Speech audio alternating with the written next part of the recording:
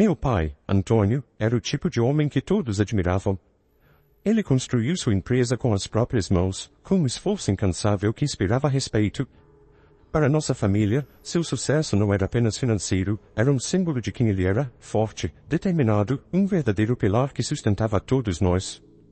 O orgulho que ele sentia pelo seu trabalho transbordava, e nós nos alimentávamos disso. Mas tudo começou a ruir de forma inesperada e cruel. Seu sócio, alguém em quem ele confiava, fugiu com uma parte significativa do dinheiro da empresa. Foi um golpe baixo, daqueles que derrubam qualquer um, e meu pai não foi exceção. Ele lutou. Lutou como pôde para manter o negócio de pé, mas os problemas financeiros logo o sufocaram. Cada tentativa de salvar a empresa parecia apenas aprofundar o buraco no qual ele estava se afundando. Chegou um momento em que não havia mais o que fazer. A decisão de fechar a empresa veio como uma sentença de morte para ele. Ver as portas do seu maior sonho se fecharem, depois de tanto esforço, foi como se algo dentro dele tivesse morrido também. Ele, que sempre foi a rocha da nossa família, estava se desmoronando diante dos nossos olhos, e não sabíamos como ajudá-lo. Para meu pai Antônio, o negócio não era só uma fonte de renda. Era sua identidade, o reflexo de tudo o que ele havia sonhado e conquistado. Quando perdeu também a vontade de sorrir, de viver. E nós, que sempre o vimos como um gigante, começamos a perceber o quanto ele estava quebrado por dentro. O homem que antes era cheio de energia, sempre com um sorriso no rosto e um brilho nos olhos, simplesmente desapareceu. A cada dia que passava, ele parecia afundar ainda mais em uma tristeza profunda. Ver meu pai naquele estado foi uma das coisas mais difíceis que já tive que enfrentar. Ele passou a maior parte do tempo trancado no quarto. Ficava dias inteiros deitado na cama, imóvel, como se o peso do mundo estivesse sobre seus ombros. Saía apenas para comer, e mesmo assim, suas refeições eram rápidas e sem qualquer interesse pela vida.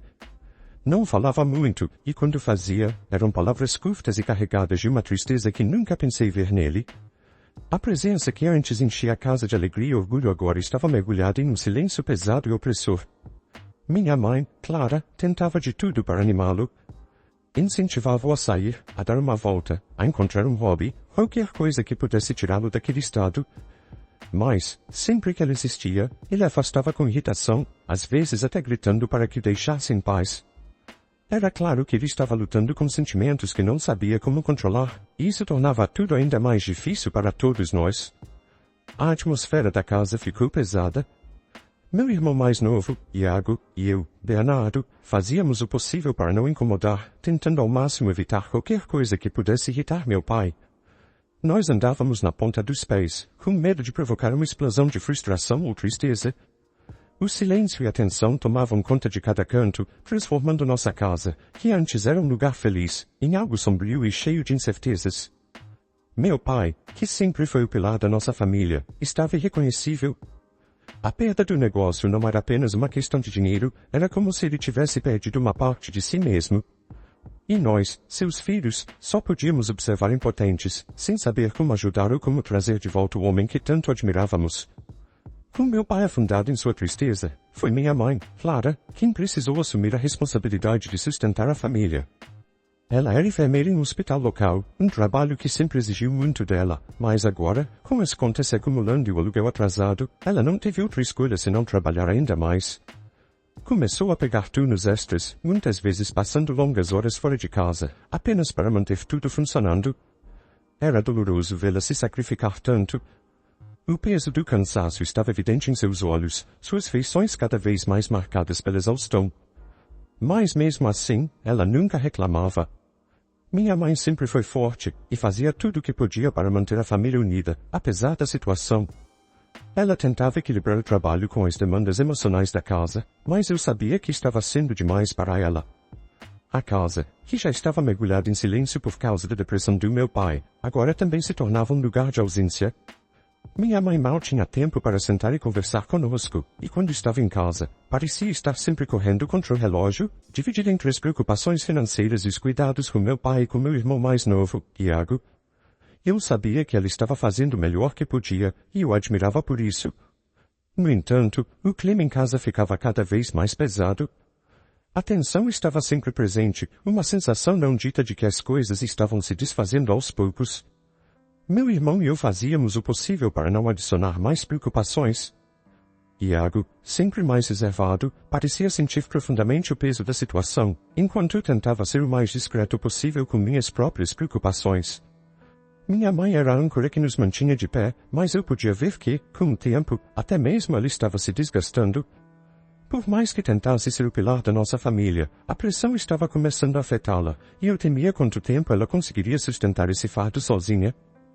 Com o tempo, mesmo ainda imerso em sua depressão, meu pai começou a prestar mais atenção em mim e meu irmão, Iago. Mas essa atenção veio de uma forma que eu jamais poderia imaginar. Ele passou a comparar cada aspecto da minha vida com a de Iago, especialmente nossas notas na escola. Iago sempre foi o mais inteligente entre nós dois. Ele adorava estudar, era naturalmente talentoso em todas as matérias e sempre tirava as melhores notas. Eu me saía bem, mas minhas paixões estavam além da sala de aula. Eu amava jogar basquete, era o que me trazia alegria em meio a toda aquela confusão. Porém, para meu pai, isso não era suficiente. Ele via minhas notas como um sinal claro de que eu não estava me esforçando tanto quanto deveria. A cada dia, os comentários de meu pai se tornavam mais duros. Se você não vai ser o melhor, então por que se dar ao trabalho? Ele dizia, me olhando com frustração. Ele elogiava Iago o tempo todo, destacando quanto ele era brilhante, enquanto me criticava por não ser tão aplicado. Suas palavras machucavam profundamente, não apenas pela crueldade, mas porque eu sabia que vinham da dor e do fracasso que ele próprio sentia. Ainda assim, isso não tornava as comparações menos dolorosas. As coisas pioraram quando meu pai decidiu que eu deveria parar de jogar basquete. Ele dizia que eu estava perdendo tempo com o esporte, tempo que poderia estar usando para estudar e tentar alcançar o nível de Iago. Ouvir isso me devastou. O basquete era a única coisa que me trazia um pouco de felicidade, uma forma de escapar da realidade pesada que nossa casa tinha se tornado. Agora, até isso me foi tirado. Minha frustração só aumentava. Eu me esforçava nos estudos, tentava dar o meu melhor para impressionar meu pai, mas parecia nunca ser o suficiente. Se eu tirasse uma nota boa, ele rapidamente minava qualquer reconhecimento, dizendo que poderia ser melhor. O elogio que tanto buscava parecia sempre fora de alcance, enquanto meu irmão, sem fazer esforço, recebia todos os louros. No início, minha mãe tentava me defender, lembrando ao meu pai que eu estava fazendo o melhor que podia. Mas, com o passar do tempo, até ela começou a se juntar às comparações, como se concordasse que Iago era mais promissor. Ambos me diziam quanto eu precisava melhorar para ser como ele, reforçando a ideia de que eu nunca era bom o suficiente. A sensação de insuficiência começou a se infiltrar em todos os aspectos da minha vida. Não importava o quanto eu tentasse, parecia que eu nunca seria bom o suficiente.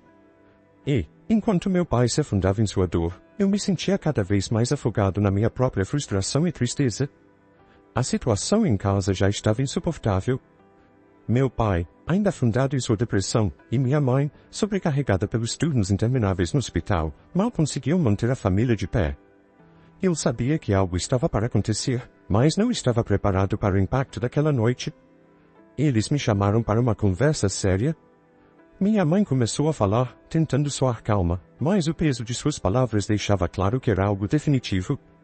Ela explicou que a situação financeira estava se deteriorando, e com meu pai incapaz de contribuir, eles precisavam tomar uma decisão drástica.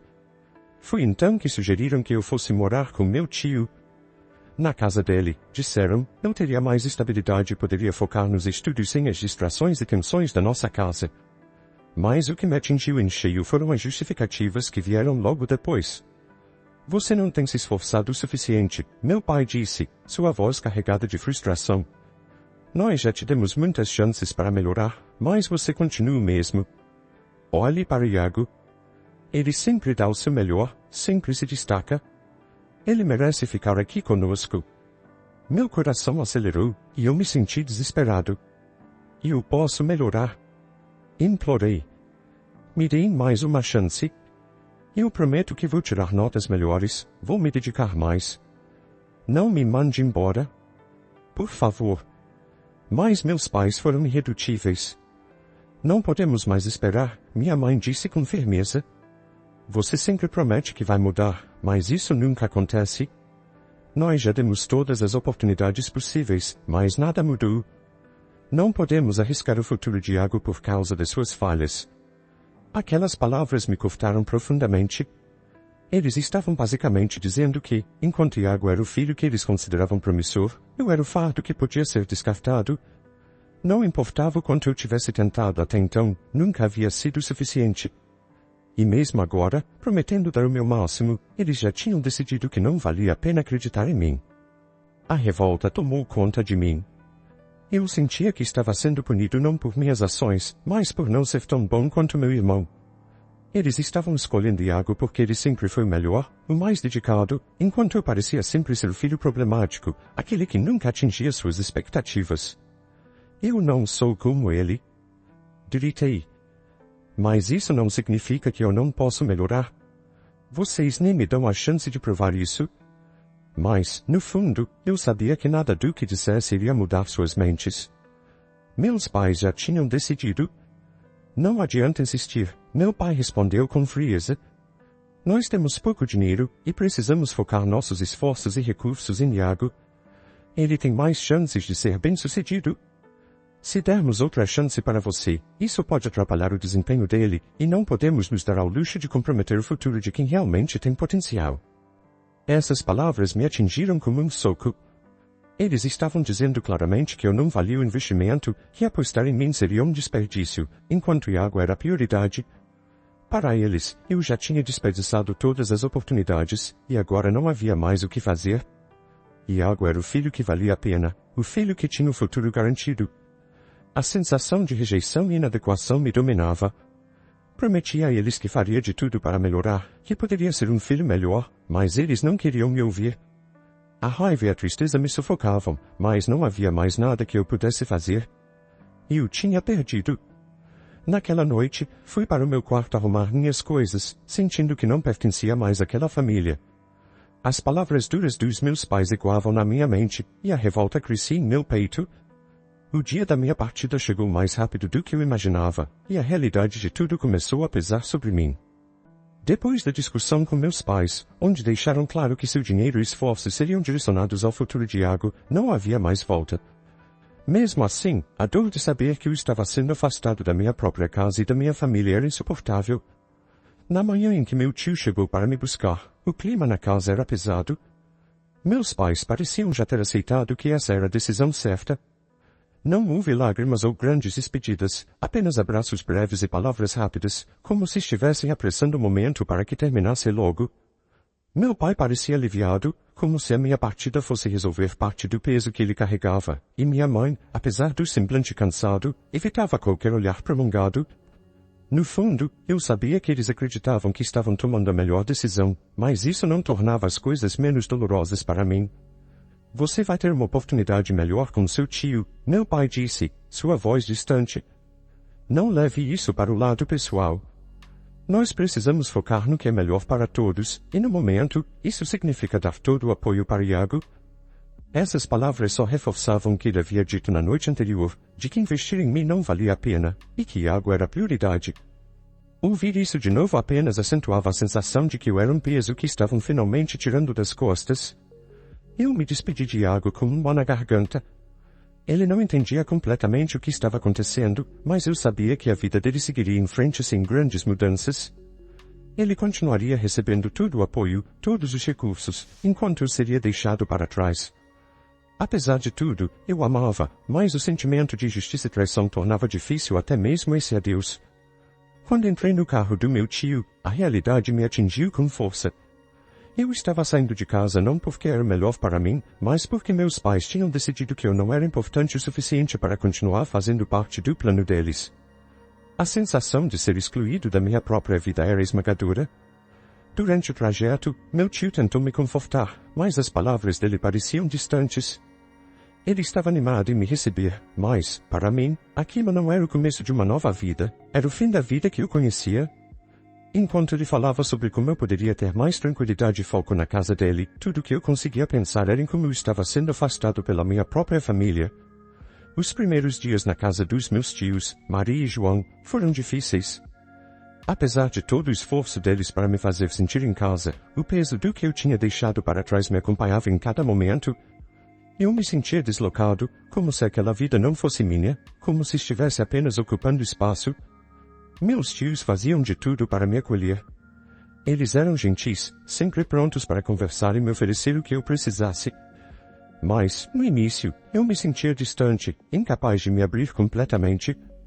Minha mente ainda estava presa na sensação de rejeição, no fato de que eu havia sido mandado embora, como se não fosse bom bastante para ficar com minha própria família. Essa mágoa me impedia de relaxar e aceitar a nova realidade. No entanto, com o tempo, as coisas começaram a mudar. Meu tio João, percebendo minha tristeza, me incentivou a voltar a praticar atividades que eu gostava. Por que não volta a jogar basquete? Ele perguntou um dia, com um sorriso encorajador. Tenho certeza que isso vai te fazer bem. No começo, eu estava hesitante. A última vez que joguei basquete, meus pais me proibiram, alegando que eu estava desperdiçando meu tempo com algo que não me levaria a lugar nenhum. Mas meu tio João era diferente. Ele não me pressionava para ser o melhor em tudo, ele só queria que eu fizesse algo que me trouxesse alegria. Com o apoio dele e de minha tia Maria, voltei a jogar basquete.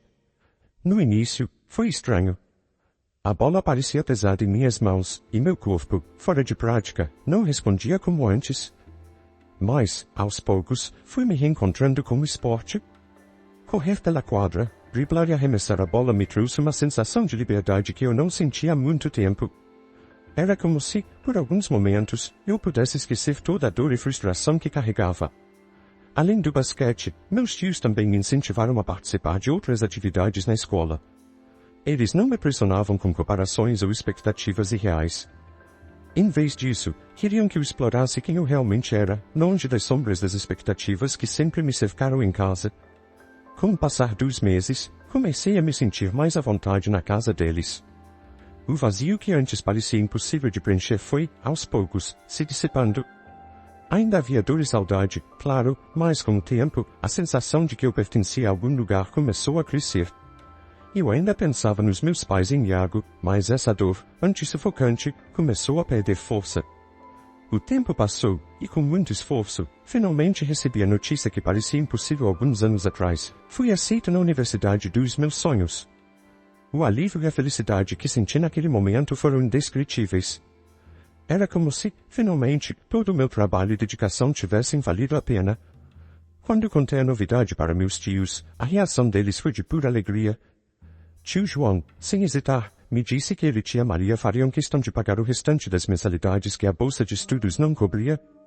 Esse é o nosso presente para você, ele disse com um sorriso orgulhoso. Você trabalhou duro para chegar até aqui, e nós vamos te ajudar a continuar. Em comemoração, meus tios organizaram uma pequena festa para celebrar essa conquista. Eles convidaram a família mais próxima e alguns amigos. O ambiente era acolhedor, cheio de carinho e reconhecimento pelo que eu havia alcançado. Pela primeira vez, eu me permiti sentir orgulho de mim mesmo. Mas, como sempre, as comparações não demoraram a aparecer. Meus pais compareceram à festa, mas sua atitude era distante, quase indiferente. Ao invés de celebrar minha conquista, eles rapidamente mudaram o foco para Iago. É claro que você foi aceito, minha mãe comentou com um tom neutro, mas em poucos anos, Iago estará em uma universidade ainda melhor. Ele sempre foi o melhor em tudo. Essas palavras feriram, como sempre, mas agora o impacto era diferente. Eu não precisava mais da validação deles. Estava cercado por pessoas que me apoiavam e reconheciam meu esforço. A festa continuou, e embora a dor da rejeição ainda estivesse lá, ela não me definia mais. Eu sabia que, com o apoio dos meus tios, eu estava pronto para a próxima fase da minha vida, independentemente do que meus pais pensassem. Com o passar do tempo, Iago também chegou ao momento de se candidatar às universidades. Nossos pais, como sempre, tinham plena certeza de que ele seria aceito em uma das melhores instituições. Afinal, ele sempre foi o filho prodígio, aquele que nunca decepcionava. Essa era a expectativa que eles haviam alimentado por anos. O futuro acadêmico de Iago era, para eles, uma garantia. No entanto, quando a resposta da universidade de primeira escolha chegou, a notícia foi um choque para Iago, ele não havia sido aceito. Essa foi uma surpresa para ele, mas principalmente para nossos pais. Embora eu não tenha contato direto com eles, foi Iago quem me contou.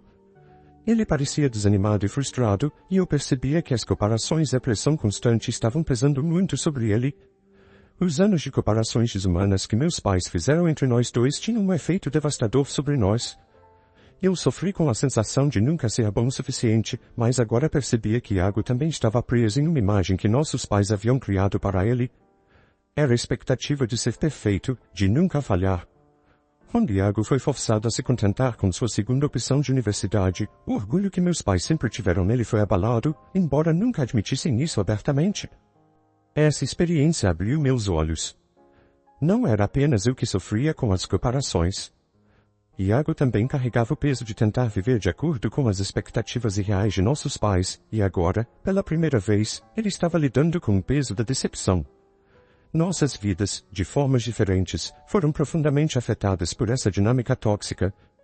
Depois da rejeição de Iago pela Universidade dos Sonhos, a distância entre mim e nossos pais aumentou ainda mais, se é que isso era possível. Para mim, o relacionamento com eles já estava praticamente inexistente. Eu não mantinha mais contato com eles. Minhas únicas conversas vinham de Iago, que de tempos em tempos me atualizava sobre a vida em casa.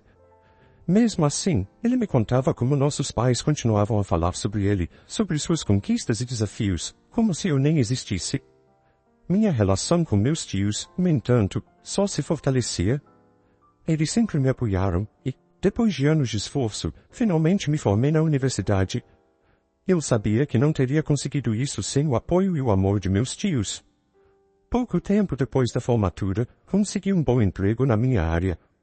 Esse trabalho me deu a segurança financeira que eu precisava e, com o tempo, consegui realizar um sonho que parecia tão distante, comprei minha própria casa. Essa conquista representava um marco pessoal enorme. Ao contrário de antes, eu não sentia mais a necessidade de buscar a aprovação dos meus pais. Eu havia realizado esse sonho por mim mesmo. Meus tios estavam mais do que orgulhosos das minhas conquistas. Eles estiveram ao meu lado em cada passo da jornada e comemoraram comigo todas as vitórias. O convite para a festa de 75 anos da minha avó trouxe uma mistura de emoções. Sabia que reencontraria meus pais, algo que evitei por anos. Cheguei à festa, mas o clima era tenso. Não demorou até que meu pai se aproximasse, com um semblante duro de sempre. Finalmente apareceu, disse ele, com frieza. A raiva que reprimi por anos explodiu. Apareci, sim. Cresci apesar de vocês, apesar de sempre me fazerem sentir que não era suficiente. Ele me encarou, surpreso, mas ainda defensivo. Você nunca se esforçou bastante. Fizemos o que era necessário. Eu já esperava essa resposta. Não, você fez o que era mais fácil. Me mandaram embora porque era mais conveniente focar no Iago. Eu prometi melhorar, mas vocês nunca me deram uma chance. Toda a dor e frustração que acumulei por anos explodiram naquele momento. Eu desabafei, dizendo tudo o que estava guardado, como as comparações com Iago me afetaram, como suas atitudes me fizeram sentir inferior, indesejado, e como ser mandado embora me deixou com a sensação de ser descartável. Contei a ele o quanto isso me marcou profundamente como me esforcei, mesmo sabendo que nunca seria suficiente para eles. Mas, apesar de tudo, foi com meus tios que encontrei o apoio e o carinho que nunca recebi de verdade. Eles foram os pais que eu nunca tive, e foi com a ajuda deles que consegui conquistar tudo o que queria na vida. Agora, eu não preciso mais de você, pai, nem de você, mãe. Não me importava com quem estivesse ouvindo. Pela primeira vez, eu estava me libertando de todas essas mágoas, deixando claro o impacto devastador de suas escolhas. Meu pai ficou em silêncio, sem resposta, apenas me observando. Após o confronto na festa, a tensão ficou mais intensa. De volta à casa dos meus tios, eles sugeriram que eu me desculpasse, tentando aliviar o conflito. Talvez seja o momento de resolver as coisas, tia Maria disse suavemente. Não vou me desculpar, respondi. Não depois de anos de rejeição e comparações. Eles nunca me valorizaram, e agora eu não me curvaria para tentar consertar algo que nunca funcionou. Ainda assim, eu precisava ser ouvido. Decidi escrever um e-mail para meus pais, explicando tudo, as comparações, a dor de ser mandado embora, a sensação de ser sempre o filho descartável. Relatei como isso me afetou, mas também como superei e me tornei uma pessoa de sucesso, apesar de tudo. Alguns dias depois, minha mãe me ligou. Chorava ao telefone. Eu nunca imaginei que te machucamos tanto, disse ela, a voz tremendo. Me desculpe por tudo. O pedido de desculpas me surpreendeu, mas também trouxe uma certa paz. Sabia que não apagaria o passado, mas pelo menos havia uma tentativa de reconhecimento. Mesmo depois das desculpas emocionadas da minha mãe, algo dentro de mim permanecia inabalável. As palavras dela, por mais sinceras que fossem, não apagavam os anos de dor e rejeição. Eu sabia que não podia simplesmente esquecer tudo o que havia passado. A ferida era profunda demais, e, por mais que ela quisesse remediar o passado, o relacionamento com meus pais parecia irreparável. Eu decidi que o melhor para mim seria manter a distância. Não havia mais ressentimento, mas também não havia mais espaço para eles na minha vida. Eu havia construído algo sólido e verdadeiro ao lado dos meus tios, e mantinha uma boa relação com meu irmão, Iago. Esses laços, forjados em apoio e compreensão, eram os que realmente importavam agora. Como forma de expressar minha profunda gratidão, decidi organizar uma viagem luxuosa para meus tios.